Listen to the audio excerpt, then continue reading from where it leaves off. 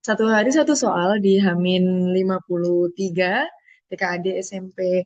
Teman-teman, kali ini kita masih akan bahas tentang label seperti di video-video sebelumnya. Dan soal hari ini datang dari PTKAD Provinsi DIY, tapi paket A. Setelah sebelum-sebelumnya kita bahas soal label yang di paket B, sekarang kita akan bahas soal yang di paket A. Nah, di paket A ini produknya lain dari yang paket B.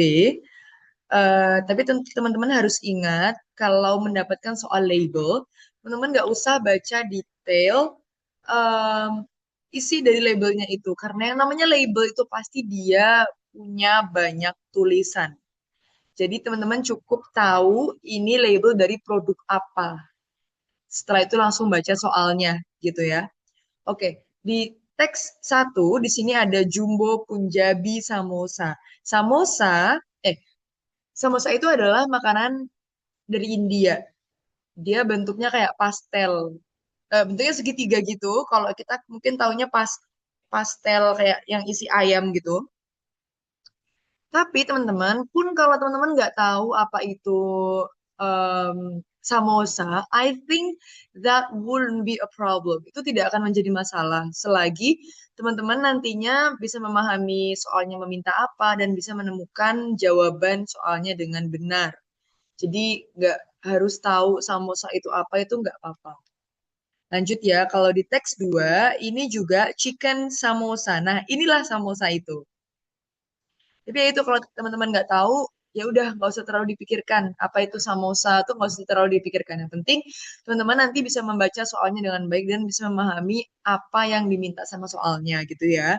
Langsung ke soal. Number 18, decide whether each statement is true or false based on the text. Decide, tentukan atau putuskan apakah pernyataan-pernyataan di bawah ini itu true or false, benar atau salah berdasarkan teksnya. Oke, yang A, both products must be frozen for storing. Both itu kedua-duanya, products itu produk. Kedua produk harus dibekukan, frozen itu dibekukan. For storing untuk penyimpanannya. Nah, apakah betul kedua-duanya ini harus disimpan dalam kondisi beku? Kita lihat ya di teks yang kedua dulu. Apakah di sini ada instruksinya untuk membekukan?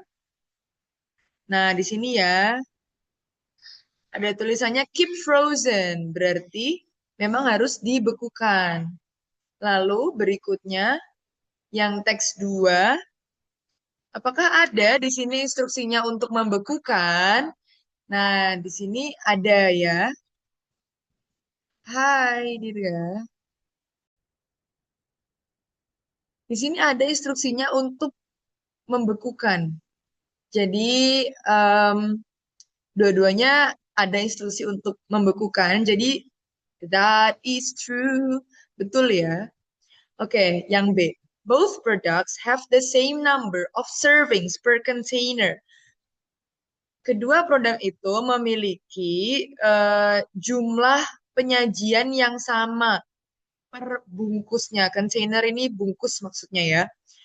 Jumlah serving itu penyajian. Jumlah penyajian yang sama per bungkusnya. Sekarang kita lihat.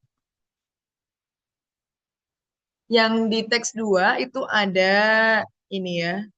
30 servings per container. Jadi ada 30 penyajian dalam satu bungkus karena memang di dalamnya ini ada 30 buah samosa.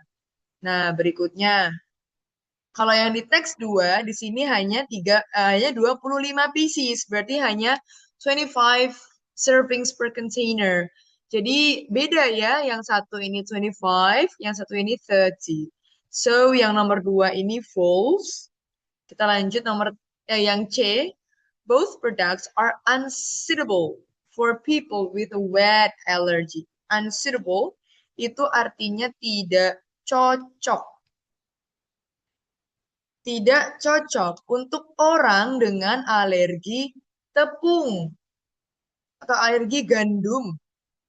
Nah, Kalau sudah disebut bahannya seperti ini, berarti kita harus mencari apakah ada gandum di ingredients-nya, apakah ada wet di bahan-bahannya. Sekarang kita lihat.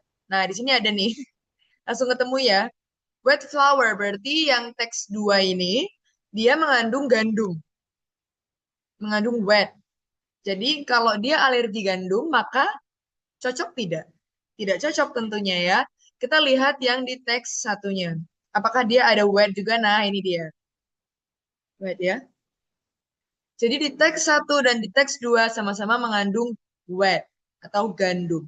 Maka kalau orang punya alergi terhadap gandum, apakah cocok untuk mereka? Tentu tidak. Nah, di sini sudah tertulis tidak cocok. Jadi pernyataan yang C ini true. So, true, false, true.